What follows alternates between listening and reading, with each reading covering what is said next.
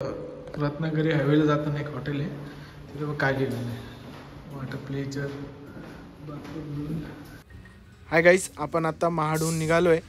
हा जो हायवे आहे आंबेत रत्नागिरी पणजी हा जुना हायवे आहे. ओल्ड गोवा हायवे हाच कन्याकुमारी पण जातो. पनवेल ते कन्याकुमारी हा रोड आहे. आत्ताच नितीन गडकरी यांनी घोषणा केली की याचं काम 95% कंप्लीट झालेलं आहे आणि तुम्ही मुंबई ते गोवा 6 तासात अंतर गाठू शकणार आहे.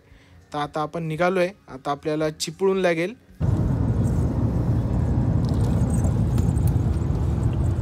खाली मोबाईल पावर तुझा, खाली मोबाईल पावर.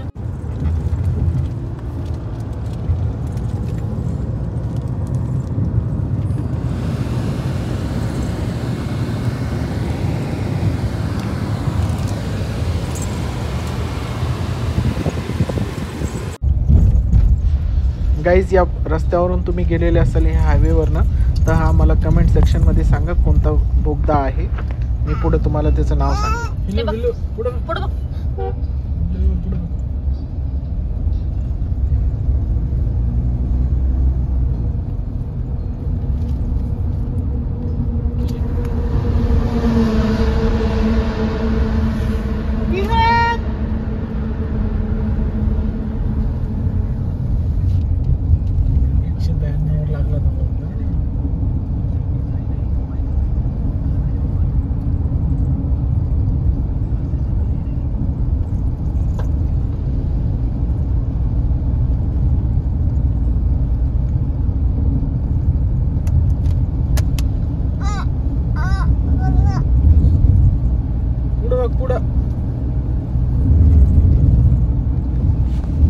गाईज, आपण आता कशेडी बोगदा आहे या रत्नागिरी रोडवर जाताना त्या रोडने बायपास होतोय. ह्या बोगद्याचं काम चालू आहे. तो राईट साईडचा बंद आहे, आता लेफ्ट साईडचा चालू आहे.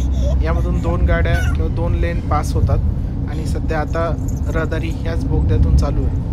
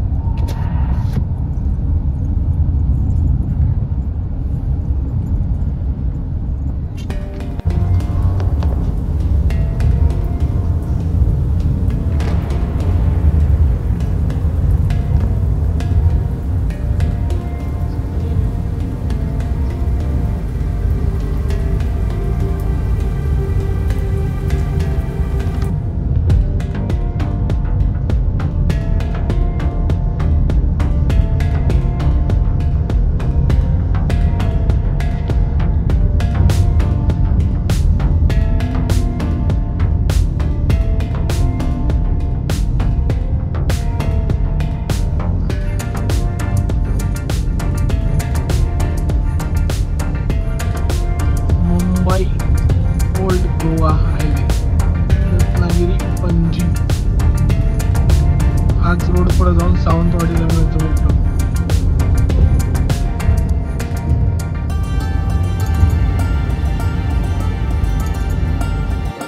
रत्नागिरी हायवेला जाताना एक हॉटेल आहे तिथे बघ काय लिहिलेलं आहे वॉटर प्लेजर बाथरूम.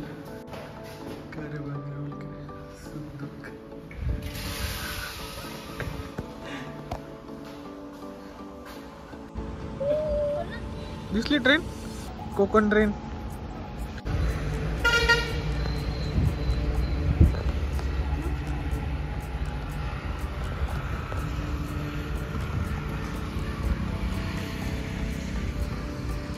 हा ओल्ड मुंबई गोवा हायवे. इथं थोडंसं टी ब्रेकसाठी थांबलो होतो. इथून कोकण रेल्वे पण दिसते. ठीक आहे गाईज, आता 1-1.5 तासामध्ये रत्नागिरी किंवा गणपतीपुळे पोहोचू. पण तुम्हाला थोड्या वेळाने मी अपडेट देत राहील. गाईज, आम्ही जिथं थांबलो तिथे एक HP चा मोठा पेट्रोल पंप होता आणि त्याच्याच पुढं थोडंसं आलं 1-2 किलोमीटर तर संगमेश्वर म्हणून रेल्वे स्टेशन आहे. इथून पण आपण गणपतीपुळेला जाऊ शकतो. म्हणजे तुम्ही मुंबईवरून किंवा पुण्याहून आले तर ट्रेन संगमेश्वरला थांबू शकते आणि नेक्स्ट स्टॉप तिचा रत्नागिरी आहे. तर आपण इथून एक हायवेला सोडून शास्त्री पूल म्हणून विचारलं होतं आम्ही. हा शास्त्री पूलच्या अलीकडे राईट टर्न आहे. राईट टर्न होऊन तुम्हाला गणपतीपुळे 40 किलोमीटर आहे. तर त्या रोडवर आपण लागलो आहे. रोडवर रहदारी नाही आहे, छोटे खेडे पाडे आहे या रस्त्यावर. बस लागतं या रस्त्याने, पण एवढी काही ट्रॅफिक नाही आहे. तर आपण आता पोहोचू. तुम्हाला सांगतो मी पुढं काही तुम्हाला गाव वगैरे आढळल्यास मी तुम्हाला सांगतो.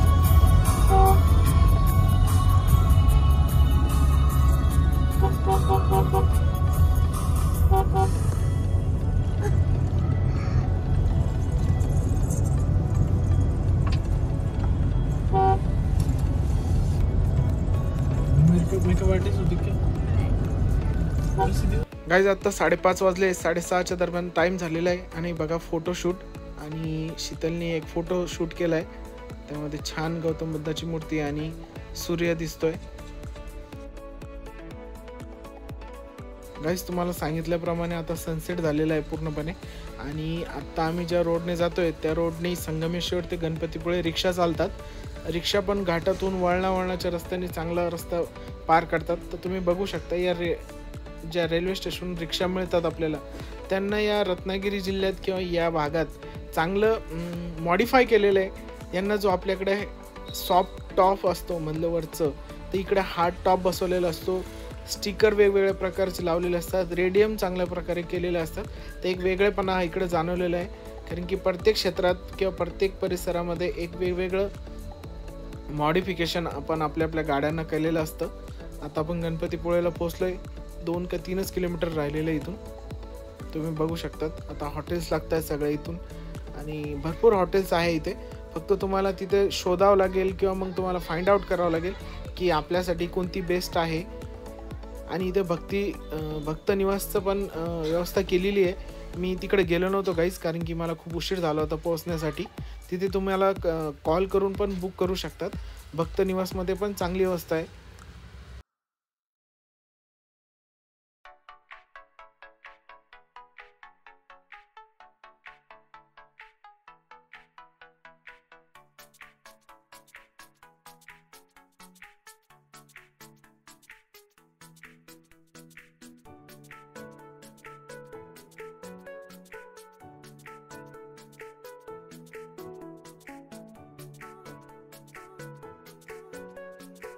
काहीच नाही बघ.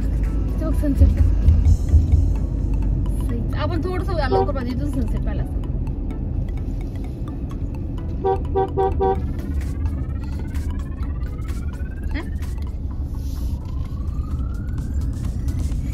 हे फिश ॲक्वेरियम हे ना,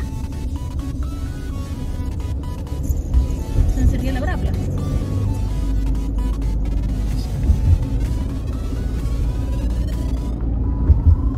बिस्किट आणि आपण रस्त्याने चुकलो का?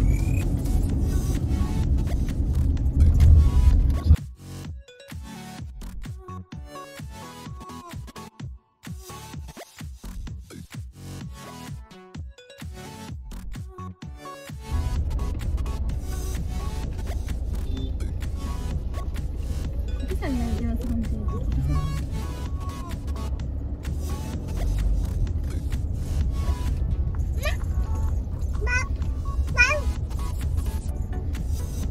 मध्ये जायचं आता. किती रुपये? माझ्याकडे नाही काही. 5 रुपये का? 5 रुपये होतं कुठतरी.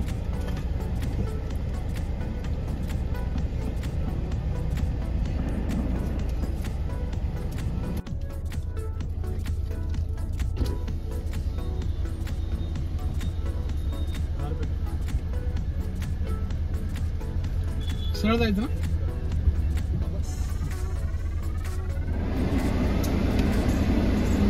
गाईज इथे आपल्याला एंट्री गेटवर 10 रुपये द्यावं लागले. प्रत्येकी पर्सन 5 रुपीज, म्हणजे 5 रुपये प्रत्येक पर्सनचं टॅक्स आहे. आणि या प्रत्येकाकडून ते घेतात. आपण आता गणपती पुढे जे एंट्री गेट आहे तिथून तुम्ही बघितलं, तिथून आता पुढं आलो आहे. इथे सगळे स्टॉल लागलेले आहे. पण आम्हाला संध्याकाळ झाली होती, ते काही स्टॉल बंद झालेले होते. काही लोक गाडी बाहेरच पार्किंग केलेली होती, कारण की पार्किंग करण्याची जास्त व्यवस्था नाही आहे पुढे.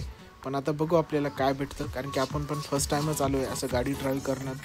तर तिकडे लिहिलेलं आहे नो एंट्री, पण आपण जाऊन बघू तिकडे काय आहे. आता आपण पोहोचतोय तिकडे मंदिराकडे. आता आपण मंदिराकडे पोहोचलो. इकडे लेफ्ट साईडला बघा, इथं जे लाइटिंग लागलेले आहे तेच एंट्री गेट आहे मंदिरात जाण्यासाठी. आणि समोर ते पूर्ण समुद्र दिसतोय तुम्हाला. आता इकडे तर गाडी लावायची व्यवस्था नाही आहे, तर मी इकडे विचारतोय गाडी लावण्याची व्यवस्था. तर इकडे MTDCचं रिसॉर्ट आहे आणि इकडच्या साईडला माझ्या राईट साईडला फ्री पार्किंग आहे, जिकडे ह्या गाड्या उभ्या आहे अर्टिगा वगैरे. तर तुम्ही तिथं गाडी पार्क करू शकतात. आम्हाला तिथं जागा भेटली होती पण खूप लेट भेटली होती, त्यासाठी थोडं वेट करावं लागतं, कारण की लोक निघत राहतात आणि येत राहतात. तर ती रात्री संध्याकाळी थोडीशी पार्किंग फ्री होती, पण तिथं गाड्या भरपूर असतात मित्रांनो. आता आपण FTDCमध्ये एकदा रूमची इन्क्वायरी करू आणि मग तुम्हाला सांगतो मी का आपण काय केलं आहे.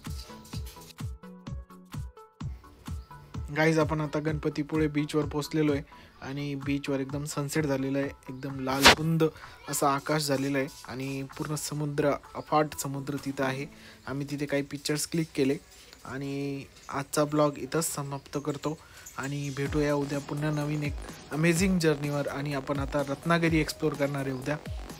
इथे आपण आता एक हॉटेल बघणार आहे आणि हॉटेलवर स्टे करणार आहे आजचा दिवस इथपर्यंतच.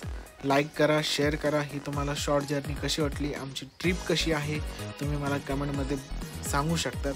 विहाननी खूप एन्जॉय केली. थँक्यू.